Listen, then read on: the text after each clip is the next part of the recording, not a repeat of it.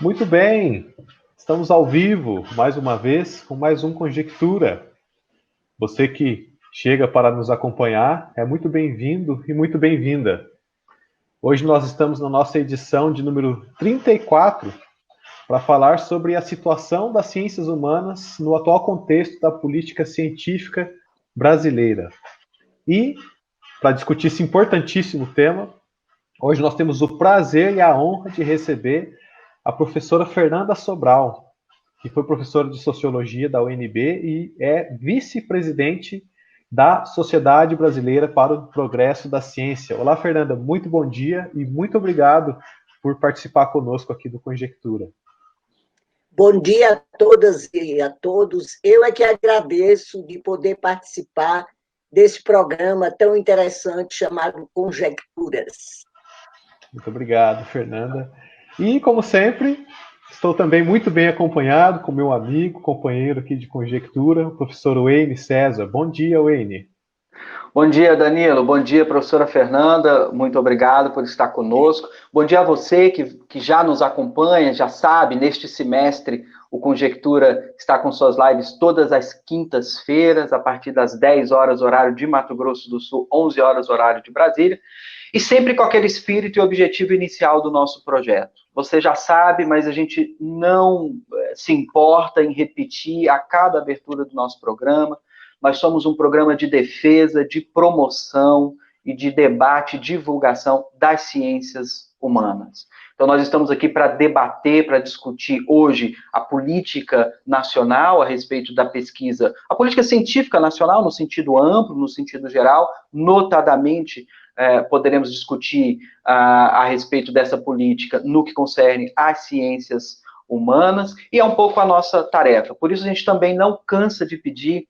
Compartilhe a nossa live no momento em que ela ocorre. Isso é muito importante porque assim a nossa discussão, o nosso debate pode chegar a mais pessoas e é este um dos nossos objetivos, abrir esse canal de diálogo com a opinião pública a respeito das ciências humanas, do modo como se faz ciências humanas. Então, além de acompanhar o nosso canal, de curtir o nosso canal, compartilhe a live no momento em que ela ocorre. Danilo. Exatamente, Wayne, isso é muito importante, mas nós gostaríamos de frisar também que sabemos que, por ser uma live, nem todas as pessoas têm condições de nos acompanhar no momento em que ela ocorre, ao vivo, e por esse motivo nós disponibilizamos esses programas que nós fazemos também em outras plataformas, como no YouTube, e apenas o áudio em formato de podcast no Spotify. Assim, você que não pôde acompanhar, vai conseguir assistir os programas também acessando o canal do Conjectura, os canais do Conjectura, nessas outras plataformas. Os links para você acessá-las, você encontra na descrição dessa postagem, e também o link para o acesso à nossa página do Instagram, onde também nós fazemos as publicações dos programas e das sugestões culturais aqui dos nossos convidados e convidadas. Pois bem, então, Fernanda, eu gostaria de passar a palavra para você, mas antes de nós entrarmos propriamente no tema, né, que nós nos propomos a conversar hoje, que é a política científica brasileira, eu gostaria de pedir para você se apresentar para os nossos espectadores. Bem, já foi dito, eu sou Fernanda Sobral, eu atualmente estou vice-presidente da SBPC, mas o que eu sou há muitos anos da minha vida é professora de Sociologia na Universidade de Brasília, na qual eu estou aposentada, mas que ainda colaboro com o programa de pós-graduação até hoje. Minha área de pesquisa e de estudos é ciência, tecnologia e sociedade. Então, eu sempre trabalhei muito nessa área, universidade, ciência, tecnologia e sociedade. Então, eu acho que, enquanto que minha carreira acadêmica foi toda voltada para essa questão como objeto de estudo e de pesquisa, eu atualmente, além disso, eu milito nessa área na SBPC. Essa é a minha, eu diria que é como eu posso me apresentar melhor. Excelente, professor. Então, temos aqui, né, uma pesquisadora de ciências humanas, né, com toda a formação acadêmica na área de sociologia, e imagino que a atuação na SBPC, no caso da senhora, neste momento, como vice-presidente, né, quer dizer, a vice-presidência da SBPC, poder ser e vir da área das ciências humanas, isso certamente contribui bastante para a nossa discussão e para a discussão das ciências humanas no Brasil em geral.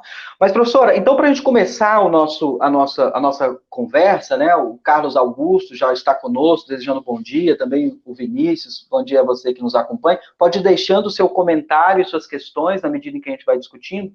Mas, para começar a nossa conversa, então, professora, eu queria só desenhar brevemente o quadro a partir do qual a gente pode partir, né, quando a gente pensa a questão da política nacional, a política científica brasileira neste exato momento. Então, há muitas formas de poder pensar essa política, mas a senhora hoje aqui, especialmente também representando a SBPC, talvez a gente pudesse começar um pouco disso, né? A senhora poderia nos informar um pouco mais sobre a importante articulação, contribuição que a SBPC e outras sociedades, né, do gênero, que a elas se ligam, a importante atuação da sociedade neste momento da política nacional brasileira. Então, talvez a senhora pudesse assim, nos informar um pouco mais a respeito do trabalho da SBPC, como que a SBPC tem se envolvido na discussão da política científica atual. E depois, bom, a senhora fique à vontade para a gente também já passar a discutir o mérito, né, dessa própria política, como tem se dado a articulação da política neste momento. A gente sabe, assim, que o quadro é de dificuldades de todos os gêneros, né? A gente tem desde professores e pesquisadores da área de ciências humanas sendo perseguidos ideologicamente. Bom, enfim, então, nós temos a imprensa internacional denunciando, e também os pesquisadores nacionais denunciando falta de liberdade da pesquisa científica. Então, são muitas questões, são graves questões, mas talvez a gente pudesse começar por esse trabalho tão importante da SBPC, que a senhora tão bem representa. Então, por favor, professora, com a palavra a senhora. Eu queria começar lembrando, eu vou começar assim, historicamente, como é que é a presença das humanidades na SBPC. Tem um livro que é de uma colega minha, Ana Maria Fernandes, que se chama A Construção da Ciência e a SBPC. E ela mostra, a autora, que foi justamente na década de 70 que as humanidades entraram na SBPC. Antes, devo dizer, a SBPC ela foi criada em 1948, está completando justamente 72 anos. E justamente foi na década de 70 e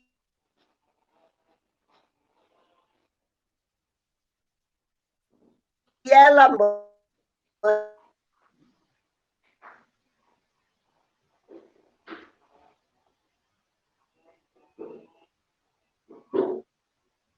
que tivemos um probleminha aí de conexão com a Fernanda, vamos ver se estabiliza.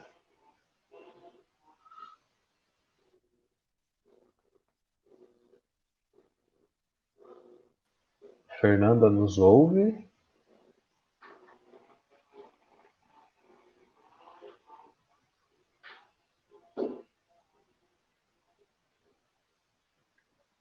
Wayne, acho que tivemos uma queda de conexão, aparentemente. Ela continua no estúdio, não? Ela continua agora no estúdio, mas agora ela saiu do estúdio. Provavelmente tivemos uma queda de conexão, mas a professora Fernanda deve estar retomando em breve, então. Agora você que está acompanhando nossa live, nós recebemos a professora Fernanda Sobral, que foi professora de Sociologia da UNB e agora atua como vice-presidente da Sociedade Brasileira para o Progresso da Ciência. A professora Fernanda, que tem no seu currículo uma vasta pesquisa sobre ciência e tecnologia e sobre ciências humanas. Então, é uma profissional e uma pesquisadora que terá muito a contribuir aqui com o nosso debate de hoje. Acho que a Fernanda já está retornando. Desculpe, Aconteceu uma coisa, nunca tinha acontecido, mas aconteceu. Às vezes acontece, sem problemas. Deixa eu ir voltando à história anterior. Então, a SBPC tem em torno de 150 sociedades afiliadas científicas de 4 grandes áreas, exatas, tecnológicas, humanas. Em torno de 50 são da área de humanas. Isso é muito importante atualmente, né? Tivemos a nossa primeira presidenta mulher foi Carolina Bori, que é da área de psicologia. Tivemos vários vice-presidentes, que eu não vou, vários vice-presidentes, e agora, atualmente, tivemos 5, Zé Albertino, Eunice Duran, da educação, Vilma Figueiredo, que é da sociologia, Ana Maria, Otávio Velho, que, inclusive, é presidente de honra. Bem, eu vou começar com uma frase do próprio Otávio Velho, quando ele, uma vez, numa palestra, ele falando de transdisciplinaridade, etc. E aí eu acho que ele se referiu a essa questão da transdisciplinaridade, mas eu acho que essa frase dele, que não vai ser ipsiliter, mostra um pouco a convivência na SBPC, no seguinte sentido, a transdisciplinaridade e interdisciplinaridade devem ser consideradas como espaços de colaboração, mas também de embates e divergência. Por isso, é uma arena de aprendizado. Estimulam uma cultura da diversidade na medida em que ampliam a participação de diferentes conhecimentos e de diferentes atores. Os limites dos conhecimentos disciplinares fazem com que os pesquisadores respeitem os saberes das outras disciplinas, diminuindo hierarquias estabelecidas. Assim, essa multidimensionalidade do conhecimento também é uma experiência democrática. Eu acho que é por aí que eu acho que eu posso definir melhor essa convivência com outras ciências dentro da SBPC. É uma experiência de aprendizado e de democracia também. Bem, mas agora vamos à política científica e tecnológica atual e às posições da SBPC no que se refere às ciências humanas. Primeiro, eu vou citar uma. Quando o Weintraub, o ex-ministro da Educação, e o presidente falaram aí, fizeram alguns ataques às ciências humanas e sociais, quando ele disse que ia diminuir investimentos federais para as faculdades de filosofia e sociologia, a SBPC se manifestou sua contrariedade em relação a essa proposta, apontando a importância dessas ciências para a sociedade brasileira, como também outras áreas de conhecimento que não podem dar o retorno imediato esperado pelo atual governo, mas que podem contribuir fortemente para o avanço científico. E aí ela disse, a SBPC, uma entidade que agrega todas as ciências e que luta por maiores investimentos, vem se contrapor a essa proposta, mostrando o caráter científico das ciências humanas e sociais e sua importância para as políticas públicas e para o desenvolvimento de outras ciências.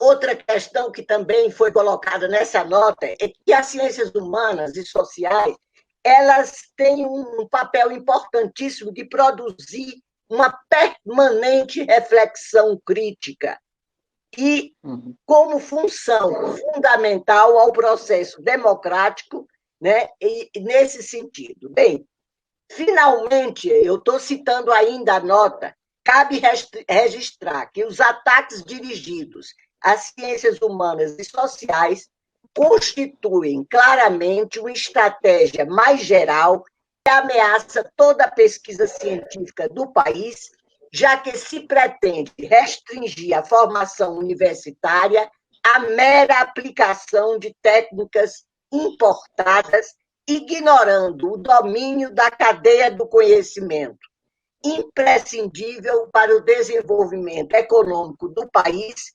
desenvolvimento este indissociável do enfrentamento em profundidade de nossos problemas sociais e da salvaguarda da soberania nacional. Eu acho esse texto muito claro, porque essa questão ela vai ter repercussões depois. Isso foi há quase 1 ano e meio depois. Aí vamos agora a... Não, antes até de eu ir para cá, porque eu quero ir mesmo para o Ministério de Ciência e Tecnologia. Bem, no que se refere ao Ministério de Ciência e Tecnologia, todos devem ter ouvido falar de uma portaria, ainda era Ministério também das Comunicações, que definia as prioridades no âmbito do Ministério, no que se refere a projetos de pesquisa, de desenvolvimento de tecnologias e inovações para o período de 2020 a 2023.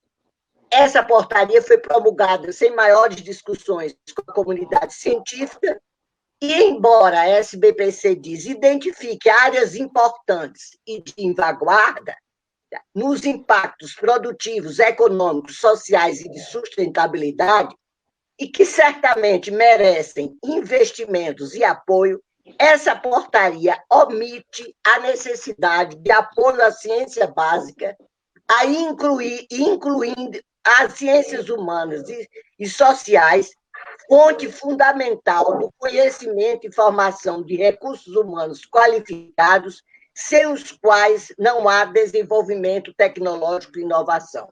Quer dizer, como eu digo, essa portaria ela vem depois daquelas frases atribuídas. Ou seja, ela reflete um mesmo pensamento.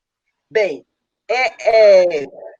o que é que acontece? Há uma modificação nessa portaria, aí a SBPC escreve de novo ao ministro e aí diz que era uma demanda nossa, foram também, na nova versão, considerados prioritários, diante de sua característica essencial e transversal, os projetos de pesquisa básica de humanidades e ciências sociais.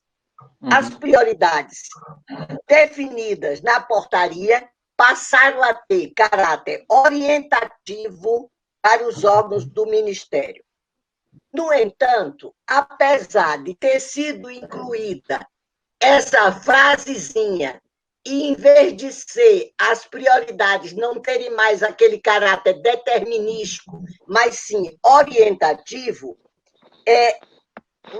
na realidade, a ciência básica, a importância da ciência básica no seu caráter horizontal não foi, na realidade, reafirmada. Foi um ajuste pequeno, e aí vem uma questão central. Se não há possibilidade, né, de uma formação de pesquisadores em todas as áreas e temas, o que será o futuro da ciência brasileira? Como seremos capazes de responder a problemas e desafios futuros, muitos deles imprevisíveis? Se você aloca tudo dentro daquelas tecnologias prioritárias, e o imprevisível? Bem, atrelar necessariamente todas as ações de fomento à pesquisa e de formação de recursos humanos a determinadas prioridades de cunho tecnológico não é a melhor estratégia a seguir. Essa também foi uma posição da SBPC. Bem, e se consegue perceber que o impacto dessa portaria já aconteceu na chamada do PIBIC, para bolsas de iniciação científica. Eu estou tentando mostrar, assim, tudo que foi acontecendo e as posições da SBPC em relação a esses elementos da política. Bem, no que se refere, de novo, as bolsas de iniciação científica deverão estar vinculadas a projetos de pesquisa que apresentem aderência a, no mínimo, uma das áreas de tecnologias prioritárias do Ministério de Ciência, Tecnologia, Inovações e Comunicações. Bem, mas aí se coloca, são também considerados prioritários os projetos de pesquisa básica de humanidades que contribuam, em algum grau, para o desenvolvimento das áreas de tecnologias prioritárias. Ou seja, eles tiram e recolocam, e recolocam. A coisa é assim. Bem, essa determinação das áreas de tecnologias prioritárias afunila a cadeia de formação de jovens desde o início, ou seja, apenas aqueles que estiverem em projetos atrelados a essas questões poderão ter uma experiência PIBIC, o que é, e todo mundo sabe que o PIBIC é um diferencial marcante para os estudantes e para a própria carreira nesse sentido. Bem, em outra passagem do texto do CNPq, está justamente a afirmação que nós concordamos que as bolsas de C buscam inserir os jovens na cultura científica, despertando a vocação para a ciência. No entanto, se é isso, você não pode atrelar só a determinadas áreas. Essa é a questão. Então, esse é o ponto que nós estamos discutindo, eu diria, com o Ministério, e a gente solicita, inclusive, que seja criado um grupo de trabalho para que sejam escolhidas essas prioridades. Claro que todo governo escolhe suas prioridades, mas só que não pode prioridade não quer dizer exclusividade. Essa é que é a questão que eu acho fundamental. Mas agora, eu fiquei muito com o Ministério, agora eu queria mostrar um pouco a CAPES, na CAPES, Política de Pós-Graduação. Bem, esse novo modelo de distribuição de bolsas, ele foi, não essa portaria da forma a portaria 34, mas numa outra versão, ele foi discutido no Conselho Superior. E, além de ter sido discutido no Conselho Superior da CAPES, foi veiculadas notícias pela imprensa, dizendo que o novo modelo de distribuição considera a nota obtida pelos cursos nos últimos anos, o índice de desenvolvimento humano nos municípios onde estão localizados, o nível de pós-graduação, mestrado e doutorado e as respectivas áreas do conhecimento. Cada um desses itens tinha um peso específico, tá? Com atribuição de maior peso à nota do curso. Só que aí vem as áreas consideradas como G1 é agrárias, biológicas, saúde, exatas, engenharias e multidisciplinar, teriam um peso maior que as áreas consideradas G2, que são humanas, sociais aplicadas, linguística, letras, artes e multidisciplinar. Esse fato causou muita estranheza, começou a discussão no próprio Conselho Superior, e aí houve uma nota, aí foi uma nota, na realidade, de um grupo de associações científicas que se chama A4, ANPOX, ABA, Antropologia, Sociedade Brasileira de Sociologia e de Ciência Política, fizeram uma carta demonstrando, essa carta foi apoiada pela SBPC, demonstrando a preocupação, né, que muitas pesquisas, por exemplo, em temas prioritários, eles mostram, como segurança pública, educação, são temas das ciências humanas. E, na realidade, dessa forma, os cursos teriam um índice menor porque o peso do G2 seria menor. Bem, houve, inclusive, na época era outro presidente da CAPES, era o anterior, o professor Anderson, o Fórum de Ciências Humanas, Sociais Aplicadas, Linguística, Letras e Artes, marcou uma reunião com o presidente da CAPES e nós fizemos a demanda de que não poderia a área de conhecimento ser um definidor, né, de nota, nesse sentido. Bem, então, que fosse reconsiderado esse quesito.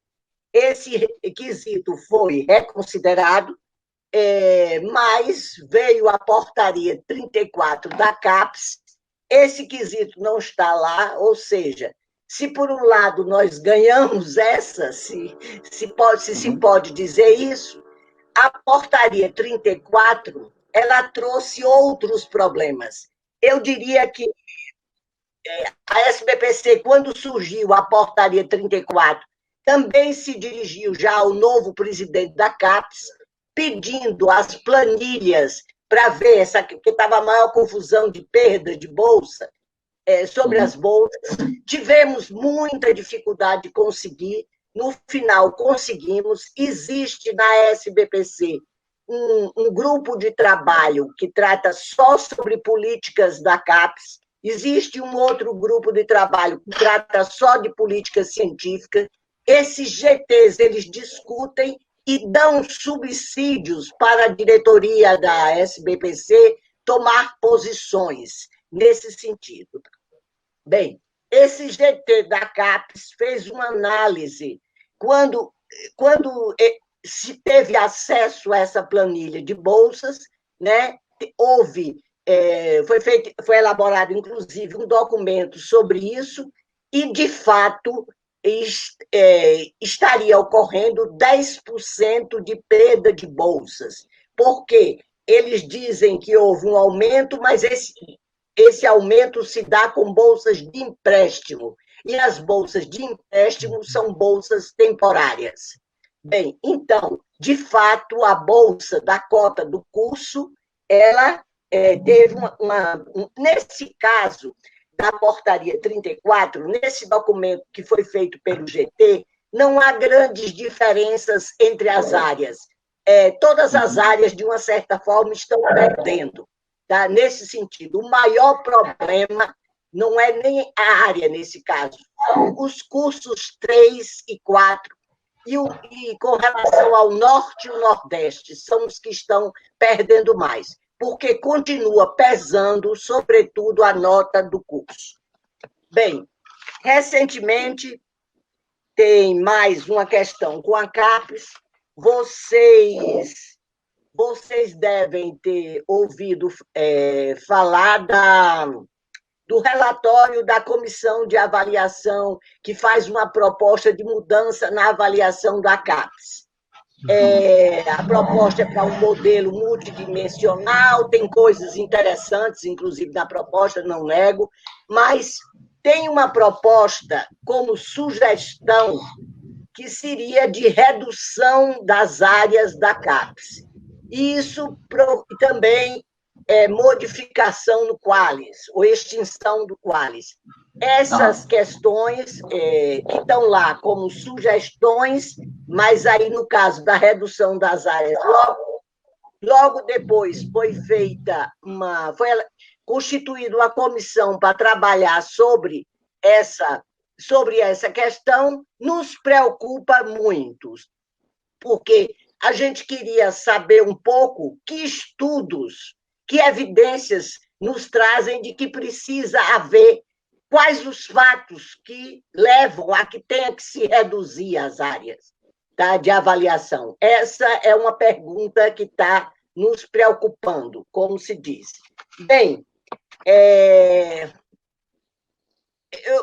eu pincelei aqui, na realidade, dados da política científica, dados da política de pós-graduação, e eu diria sobre nossas reações. Nossas reações, quando eu falei mais da SBPC, mais do Fórum de Ciências Humanas, e também das A4, como eu falei aqui, ANPOX, ABA, SBPC, SBS, etc. Mas eu queria, só para terminar, quero mostrar a nossa importância. Agora, na pandemia, eu li, isso é de maio, gente, não é da agora, não, um editorial do Direto na Ciência que eu achei interessante, eu vou citar algumas frases. O país precisa de um conhecimento profundo de si e dos brasileiros para poder não só mitigar as agruras econômicas, sanitárias e psicológicas trazidas pelo necessário distanciamento social, como para decidir quando e de que forma relaxar esse distanciamento com segurança e responsabilidade. Precisamos saber como vivemos, como circulamos, como reagimos, como pensamos. Informações, por exemplo, com quantas pessoas um balconista de padaria, um vendedor de shopping, um policial na ronda tem contato em média por dia, numa cidade pequena, média ou grande. Como o ar circula entre as vielas de uma favela, num morro coberto de barracos? Quais as rotas informais por onde fluem o esgoto e o lixo numa cidade sem saneamento básico? E as perguntas continuam. Como distrair as crianças? Preservar a sanidade mental dos adultos e salvaguardar a proximidade emocional em meio ao afastamento físico? Qual a força dos laços de solidariedade social dos quais os brasileiros mais vulneráveis podem vir a depender? O Brasil nunca antes precisou aprender tanto e tão rápido sobre si mesmo e sobre seu povo. Os detalhes mais minuciosos dos ambientes físicos, sociais e mentais que criamos e construímos quase sem notar enquanto a vida se faz viver. Então, eu termino com isso para mostrar que, mesmo nessa situação de pandemia, a importância das ciências humanas e sociais. Era o que eu queria dizer, agora vamos discutir um pouco essas questões. Professora, muito obrigado. Eu acho que a senhora assim, nos situa de maneira, né, excelente, né, diante das várias ações, né, da política nacional científica. E eu queria, então, muito obrigado por isso, em primeiro lugar. Em segundo lugar, fica muito evidente, antes de propriamente formular a minha questão, fica muito evidente já neste quadro que a senhora desenhou, a importância fundamental da SBPC e de associações congêneres na discussão, no debate e na luta contra essas políticas, aquelas que têm, obviamente, prejudicado a ciência brasileira. Então, como pesquisador em ciências humanas, nós do Conjectura queremos, em primeiro lugar, registrar nosso agradecimento, porque é por meio da discussão e do debate que a SBPC e de sociedades congêneres, né, a senhora cita o Fórum das Quissala e etc., é por meio de articulações desse tipo que o estrago não tem sido maior, porque poderia ser. Poderia ser. Então, o nosso reconhecimento e a nossa gratidão. E agora, só para colocar uma questão, professora, eu queria só contextualizar, né, Danilo? Quem acompanha o Conjectura vai saber que esta é a terceira vez em que a gente pauta o tema. Né? Num primeiro momento, a gente trouxe aqui a Mayra e o relatório que virou livro agora a respeito das quissalas, né? Uma pesquisa importantíssima, levantou dados dos últimos 10 anos das pesquisas em ciências humanas, sociais aplicadas, letras, linguística e artes, e pôde mostrar este relatório, dados, evidências do quão é importante, ou do quão são importantes estas ciências no desenvolvimento científico brasileiro. Então, foi a primeira vez que a gente discutiu, pautou o tema. Numa outra ocasião, quem acompanha o Conjectura também vai lembrar, professora, nós recebemos aqui o presidente da ANPOF, o professor Adriano. A ANPOF é a Associação Nacional de Pós-Graduação em Filosofia. Nós aqui do Conjectura somos da filosofia. E com o professor Adriano a gente pôde discutir, inclusive, professor, algumas dessas portarias que a senhora trouxe hoje. A portaria 34, questões da iniciação científica e da pós-graduação. Ainda não tínhamos os efeitos, agora a senhora já traz os efeitos concretos, né, dessa portaria, e ali a gente fez uma discussão também acerca da importância das ciências humanas e a política nacional.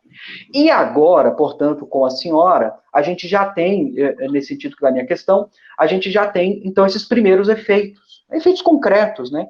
A senhora traz dados importantíssimos. Norte e Nordeste, né, estão extremamente prejudicados com o corte de bolsa. A iniciação científica, muito importante também. Nós aqui, é claro, a nossa pauta, a nossa bandeira é pelas ciências humanas, mas é pela ciência em geral. Então, gostaria de destacar isso que a senhora deixou muito claro. Primeiro, há um prejuízo geral para as ciências, né? Talvez mais acentuadamente, enfim, às ciências humanas, mas é muito importante também dizer isso. Então, nesse sentido, professora, o que a senhora, assim, nos diria de expectativa, ou talvez a palavra não é essa, mas é mais assim, qual que é o futuro mais imediato que a gente pode esperar a partir desse quadro? Assim, como que a senhora está olhando o panorama do ponto de vista do futuro imediato, se as coisas continuarem nessa toada aí que a senhora acabou de descrever? Deixa eu te dizer, eu tenho dito que todo esse sucesso que muitas pesquisas têm feito a respeito do coronavírus se deve a uma competência acumulada. Essa competência acumulada, quando eu falo acumulada, se refere a políticas de fomento até anteriores, porque a pesquisa, a ciência, ela demora, ela não tem prazos curtos. Então, nós estamos vendo resultados. Aí, por que eu estou dizendo isso? Porque eu me preocupo muito com o futuro. Por que o futuro? Porque agora nós estamos com restrições orçamentárias enormes, baixíssimo investimento. Nós temos, por exemplo, a CAPES está numa situação um pouco melhor do que o CNPq. A CAPES tem garantido só 8 meses, 8 meses de bolsa. O resto depende de créditos suplementares que cabe ao Congresso aprovar. Bem, no caso do CNPq, só tem 4 meses garantido. Outra coisa, na CAPES houve uma baixa enorme nas bolsas para a educação básica. Então, programas como o PIBID, que eu acho super importante para as licenciaturas, vão sofrer muito com essa baixa. Então, nesse sentido, eu me preocupo, quer dizer, se deve a políticas de fomento anteriores e também é uma coisa que eu chamo de continuidade institucional. Então, o meu medo é que haja ruptura de instituições, e aí fica muito mais difícil. E eu diria o seguinte, isso é mais geral do que só para as ciências humanas, mas atinge, eu diria que mais profundamente, as ciências humanas. Mas esse é um problema mais geral. Além disso, eu queria falar de uma outra questão. Como eu disse, não, qualquer governo escolhe prioridades, só que tem alguns programas que eles são horizontais. Por exemplo, PIBIC, editais universais. Os editais universais que ajudam tanto, sobretudo, mais ainda, aos pesquisadores emergentes. Eu diria, os INCTs, os Institutos Nacionais de Ciência e Tecnologia, que já são para grupos mais consolidados. Então, o fomento do CNPq super prejudicado nesse sentido. Então, esses INCTs, inclusive nos editais anteriores, nos 2 editais, tinha demanda espontânea e demanda induzida. Induzida tinha alguns temas prioritários, só que tinha um outro grupo que era demanda espontânea.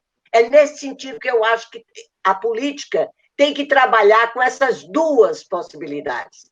E me preocupa, sobretudo, como eu disse, no caso do PIBIC, porque PIBIC é início de carreira. Início, você tem que começar, na realidade, nesse sentido. Bem, a outra questão que eu queria reforçar com a história das bolsas e da minha preocupação com o Norte e o Nordeste, eu não sei se a Maíra mostrou aqui, foi feito nesse trabalho alguns mapas que mostram, no caso dessas ciências que está sendo tratado no diagnóstico, um início de uma descentralização. O que é esse início da descentralização? Anteriormente, vinham para Brasília, ou para São Paulo, ou para o Rio, o Ceará, o pessoal do Ceará, o pessoal de Pernambuco, o pessoal da Bahia, agora já tem centros consolidados nessas regiões. O meu medo é que, se nessas regiões houver menos bolsas, volte a recentralização, como eu chamo. Esse é um temor que eu tenho com relação a essa questão. Essa é uma preocupação realmente que eu tenho. Além disso, outra questão também que você se referiu aqui, esse diagnóstico mostra claramente como nós temos trabalhado em questões prioritárias lá da Estratégia Nacional de Ciência e Tecnologia, ou seja, questões prioritárias do desenvolvimento científico e tecnológico. Mas, fora disso, eu acho que as ciências humanas, e isso eu disse logo no início, tem um papel muito importante na reflexão crítica da sociedade, tá? Independente de trabalhar com saúde ou com temas prioritários. Eu acho que ela tem esse papel que deve ser valorizado. A outra coisa é que se fala muito, né, nesses pontos de críticas que eu comecei, que a gente faz mais é ideologia. Gente, a gente trabalha com metodologia. Nós temos os nossos métodos de trabalho, né? Então, quando a gente diz que aumentou a desigualdade, não é da minha cabeça, aumentou a desigualdade porque eu tenho dados que comprovam do IBGE, né? A fonte do IBGE ou de outros lugares. Quando eu digo que a participação feminina está menor em nível salarial, etc., não é também tirado da minha cabeça, é a partir de dados que evidenciam essas questões. Então, essa é uma questão importante que se diga. Professora, bom, tem vários pontos, né? Mas como o nosso tempo aqui ele é mais reduzido, então tentar separar algumas questões que emergiram mais a partir das suas colocações aqui na sua fala inicial. Tem um ponto que você mencionou que eu fiquei assim atento, que me parece que há um plano de política científica, se eu não estou enganado, para o quadriênio 2020 e 2023, se eu não estou enganado. É isso mesmo? A Estratégia Nacional de Ciência e Tecnologia está acabando, né? Então, agora começa um outro plano, e vai ser também criada uma comissão, para a elaboração do PNPG, do próximo Plano Nacional de Pós-Graduação, que também a vigência dele é 2020. Tanto que essa comissão é uma comissão que fez a avaliação da implementação do plano, o plano que está acabando agora. Agora vai ser criada uma comissão para a elaboração do próximo plano. Entendi. A minha pergunta vai um pouco na direção da elaboração desses planos, e especialmente, assim, um pouco na direção contrária da pergunta do Wayne, né, da expectativa de curto prazo. A minha pergunta já seria mais a respeito da expectativa de longo prazo. A pergunta que eu lhe faço é a seguinte: não seria o caso da elaboração de um plano para uma política científica nacional com uma duração, sei lá, de 10, 20 anos, como é o caso, por exemplo, do Plano Nacional de Educação, né, que é um plano elaborado com uma vigência mais longa? Como que a SBPC se posiciona a esse respeito? E você, particularmente, acha que isso seria algo interessante, de modo a proteger essas áreas, né, as ciências humanas, como áreas mais vulneráveis, podemos assim dizer, a ataques, a cortes de orçamento? Um plano desse, de um escopo mais amplo, ele não atingiria melhor uma finalidade como essa? Sobre assim, a posição da SBPC sobre isso, eu não tenho. Eu digo, eu vou dizer um pouco o que eu penso. O que acontece? No caso de ciência e tecnologia e dos próprios planos nacionais de pós-graduação, sempre a SBPC teve assento. Eu diria, os planos nacionais de pós-graduação, eles acontecem depois de conferências nacionais de ciência e tecnologia. Nessas conferências tem um livro verde, um livro azul, tem vários livros a partir dessas conferências. Então, eles se inspiram nessas conferências e sempre há a participação da SBPC. Agora,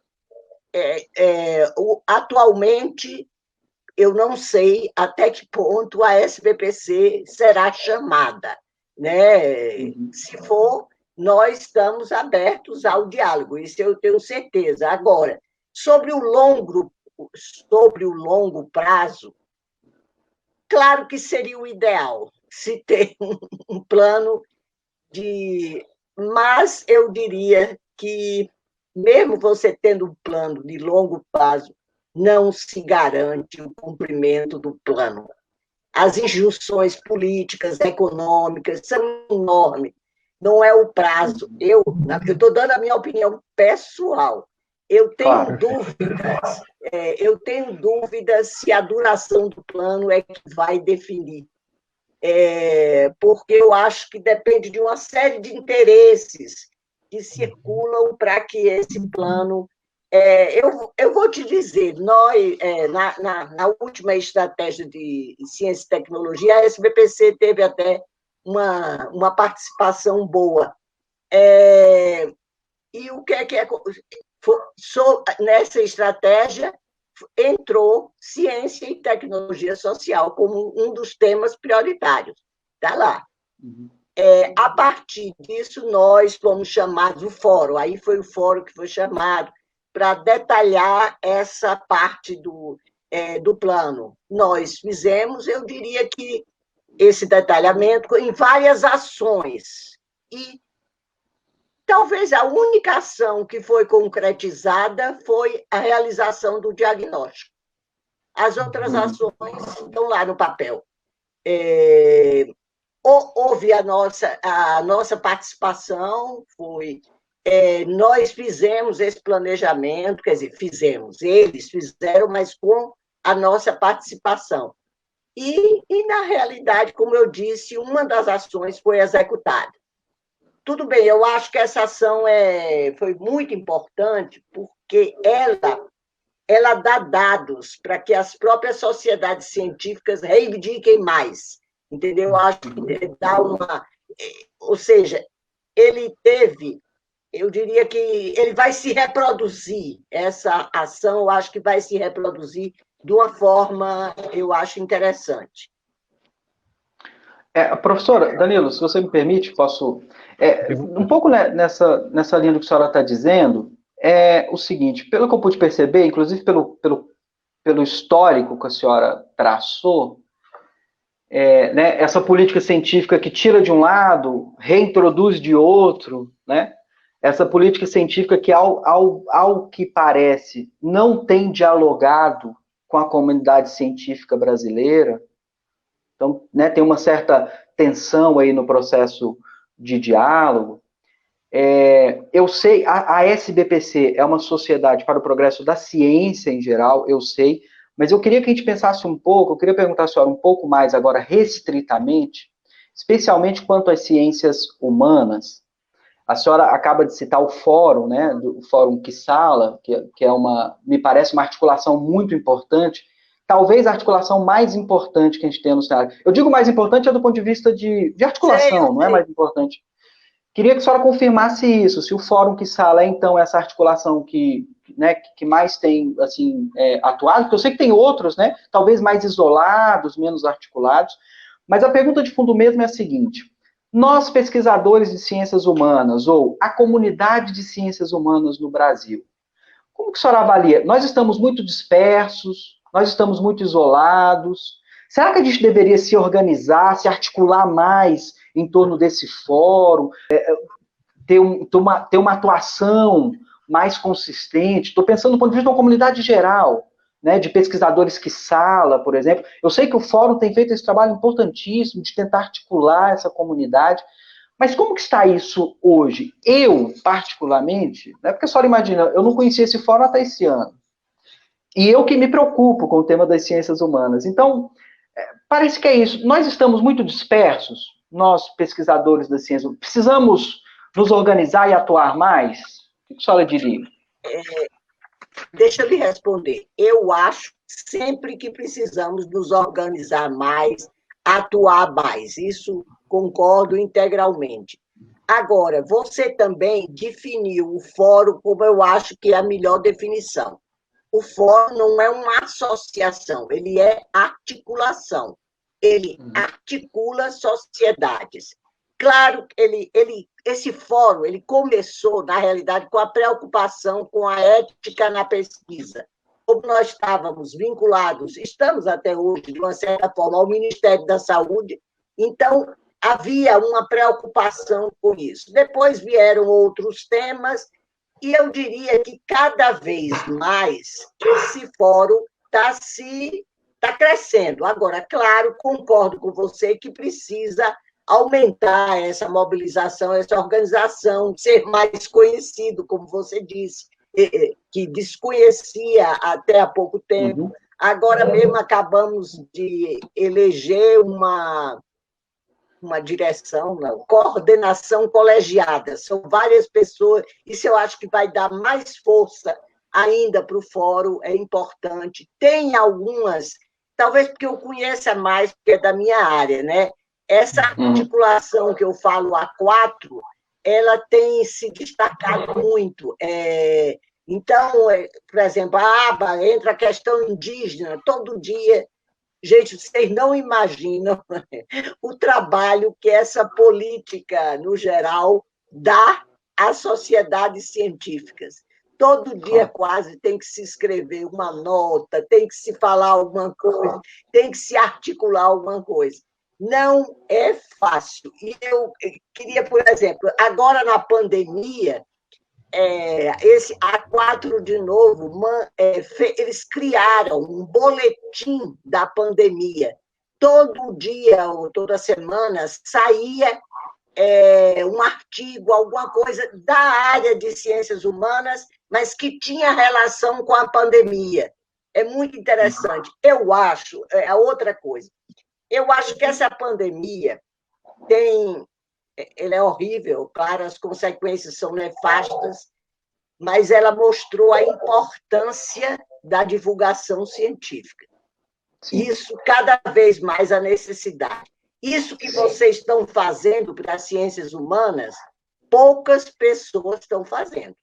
Então, é importante, gente, a gente divulgar. Eu participei do Conselho Superior da FAPDF, aí a FAP fez 25 anos, aí eu disse, gente, eu acho tão importante que pesquisadores que receberam recursos da FAP, que a gente dá o parecer, aprovar, porque é importante, relevante, tem mérito, parará, e depois a gente não sabe o que é que aconteceu. É tão interessante a gente saber aquele recurso, o que é que deu no final. E aí, nos 25 anos, fizeram uma apresentação, mas aí uma coisa pequena, festiva. É super importante a gente mostrar o que nós estamos fazendo nas diferentes áreas do conhecimento. E eu acho que nós, ciências humanas, fazemos isso muito pouco ainda. Muito pouco. E eu acho que é uma das atividades que o Fórum pode organizar, se propor nesse sentido. Agora, só para mostrar que nós não estamos tão... Acho que tivemos mais uma oscilação aí na internet da Fernanda. Vamos ver se estabiliza. Ela deve cair. Bom, deixa eu ir falando então com o pessoal, Danilo, enquanto ela volta. Marisa está aqui conosco. Bom dia, Marisa. A Raquel também está acompanhando a live. Marisa é uma colega querida da Federal do Tocantins. Bom, nós estamos hoje no Conjectura, recebendo a professora Fernanda Sobral, da SBPC. Estamos discutindo a importância das ciências humanas e a política científica atual. Acho que agora ela voltou. Por favor, professora, pode continuar. Isso. E agora eu me esqueci do que eu estava falando. Era um último... Podem continuar, depois eu volto. Perfeito. Danilo. Assim, não, acho que, se eu não estou enganado, professor, nós estávamos conversando a respeito da divulgação feita, que é feita pelas ciências humanas, e aí você começou a mencionar de uma pesquisa que havia sido financiada, que tinha mérito, relevância, mas aí, uma vez financiada, ao cabo, não se sabia muito, né, quais eram os resultados, isso acabava não sendo divulgado. Aí eu falei do seminário. É porque está cortando. Ah, sim. A importância da divulgação, mas era isso mesmo que eu queria dizer, que eu acho que cada vez mais nós temos que divulgar os resultados de nossas pesquisas. E não só resultados, muitas vezes o andamento das pesquisas, o processo como está aí, é muito importante. Sim.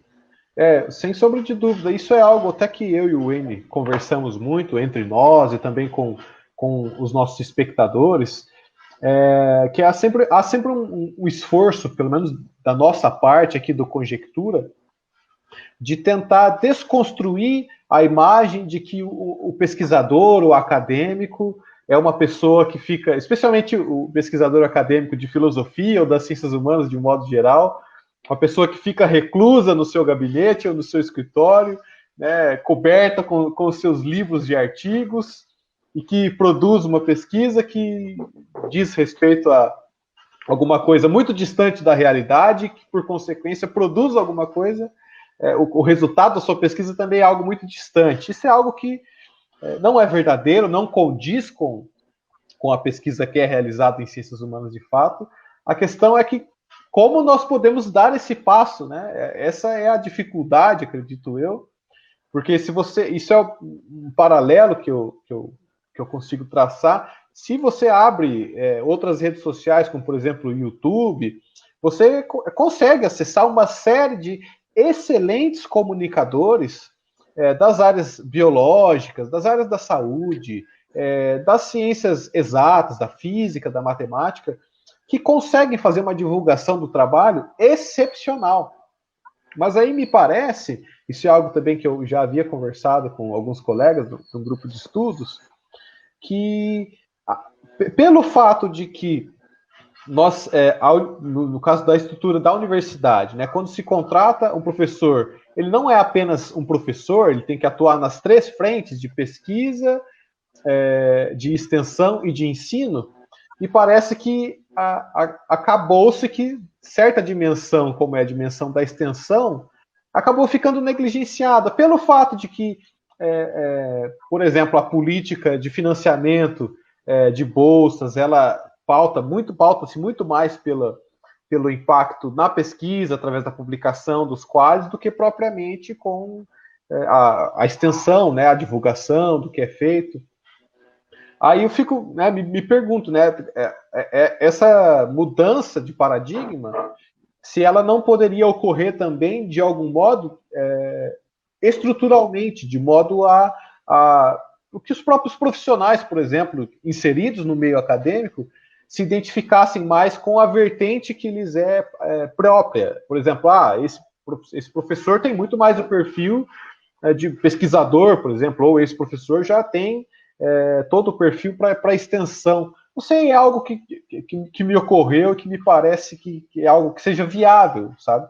Mas eu tendo a concordar com você integralmente de que carece as ciências humanas essa atividade de extensão, de diálogo com o público, para, no fim das contas, dar publicidade à pesquisa que é realizada em ciências humanas e para desconstruir uma série de preconceitos que foram edificados ao longo de muito tempo. Então tem esse outro aspecto também. Não vai ser da noite para o dia que nós vamos reverter esse quadro, né, professor?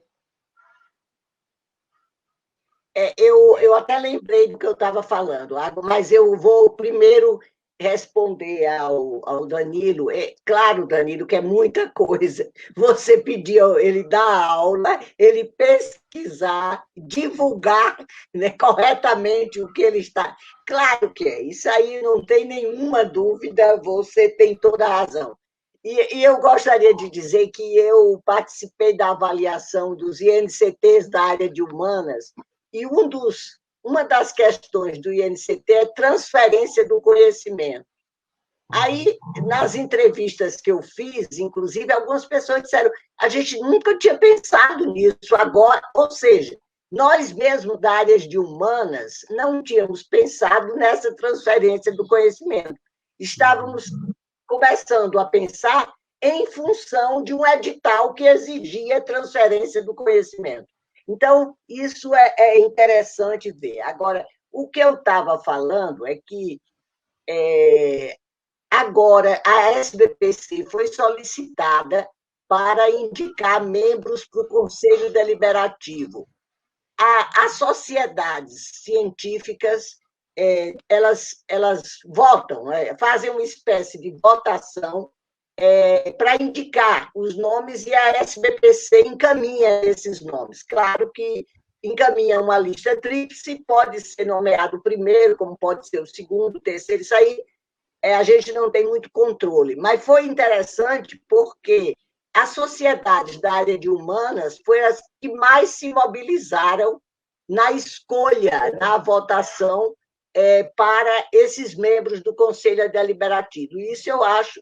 E foi, eu diria que, obra do fórum, nesse sentido. Tá? É um aspecto que eu queria colocar. Agora, outra coisa que eu acho também que nós, mas de uma maneira geral, não estou falando nem só das ciências humanas, claro que aqui nós estamos tratando mais das ciências humanas, nós estamos, na situação atual, muito reativos.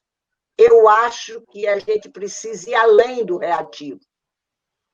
Mesmo eu sei que as condições são difíceis, tudo isso eu sei, mas eu acho que temos que ser mais propositivos. Nós estamos atualmente assim, não dá tempo quase de propor, é só reagir, reagir. Se reage todos os dias e a todos os momentos. Mas eu acho que nós temos que começar também a demandar. O propositivo é demandar, não no sentido só de reagir.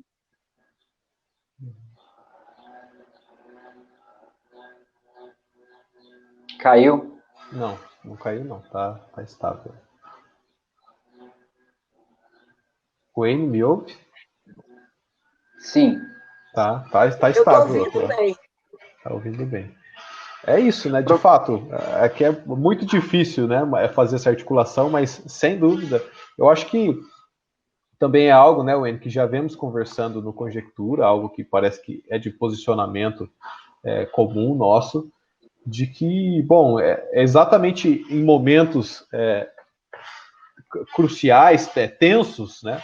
Podemos dizer assim, como é o momento atual pelo qual nós passamos, que nós enxergamos efetivamente o resultado de pesquisas realizadas num prazo muito longo. A própria professora mencionou isso agora no início, né, da nossa conversa. Então, de fato, né, cabe a nós fazer uma demanda por uma política científica que seja, ao mesmo tempo, diversificada, mas cuja alocação de recursos seja bem justificada e bem fundamentada. Um outro aspecto que talvez a gente não tenha tempo para conversar muito aqui, talvez seja a carência de sustentação científica das próprias políticas voltadas à promoção da ciência. Como, por exemplo, quais são os estudos que sustentam, né, a relevância de diminuir o número de áreas da CAPES, por exemplo, né? Ou quais são os estudos que sustentam a necessidade de alocar recursos a partir do IDH? Por que esse indicador? Por que não outro indicador? Né? Aí, concomitante com isso, nós vemos esse risco da recentralização, mencionado pela professora Fernanda. Quer dizer, de fato, é um cenário caótico, mas a gente espera que, com articulação e com coragem das pessoas que nos representam, e também da nossa parte, que a gente consiga sobreviver isso com o menor dano possível, né, Wayne? Professora, infelizmente, assim, bom, como o Danilo acaba de colocar, são vários temas, né, que são possíveis de discutir, mas a gente se encaminha agora para o final, né, da nossa reunião, da nossa live de hoje, e eu gostaria só de retomar, antes de passar a palavra à senhora para suas considerações, para sua reflexão final, retomar isso que a senhora acaba de dizer, que é muito importante. Né? O Conjectura... Sim, pois não, professor. Eu estou cortado. Eu não estou... Agora. Ok, vamos ver se... Agora ficou bom. Tá. Eu estava dizendo o seguinte, a gente, infelizmente, há muitas coisas a discutir, mas a gente precisa encaminhar para o fim da nossa live. E antes de passar a palavra à senhora, eu queria só retomar isso que a senhora acabou de dizer, que vem muito de encontro ao que é este projeto Conjectura. A senhora mencionava que nós estamos, né, muito reativos e que precisamos justamente ser mais propositivos. É claro, a reação tem a sua importância, ela é necessária, a senhora mesmo frisou isso, né? A gente precisa reagir o tempo inteiro, porque, para ser direto, estamos sob ataque o tempo inteiro. Né? Eu digo estamos, as ciências humanas. Mas reagir não basta, a senhora tem razão. E o Conjectura é um pouco, né, do que seria uma possível proposição, né? Então, nós estamos aqui para divulgar, para defender, para mostrar o processo científico das ciências humanas. O conteúdo que a senhora trouxe foi muito instrutivo, a gente pôde se informar sobre muitos elementos da política nacional. Fica claro para todos nós que são tempos de dificuldades e que a gente precisa mesmo, como a senhora sugeriu, né, se articular em associações, em fóruns e demandar, não é? E é um pouco isso a nossa tarefa. Eu quero muito agradecer a senhora pessoalmente, enquanto pesquisadora de ciências humanas. Eu não conheço pessoalmente a história da senhora, mas imagino que é uma história de muita luta pelas ciências humanas. E também agradecer à SBPC, né, pelo trabalho que tem desenvolvido. Então, professora, uma mensagem final aos pesquisadores de ciências humanas, aos pesquisadores brasileiros a respeito da ciência brasileira, por favor, fique à vontade. Não, a minha mensagem é um pouco que eu tenho muito dito, que essa pandemia revelou a importância da integração, além da divulgação científica, que eu já falei, a integração entre as ciências.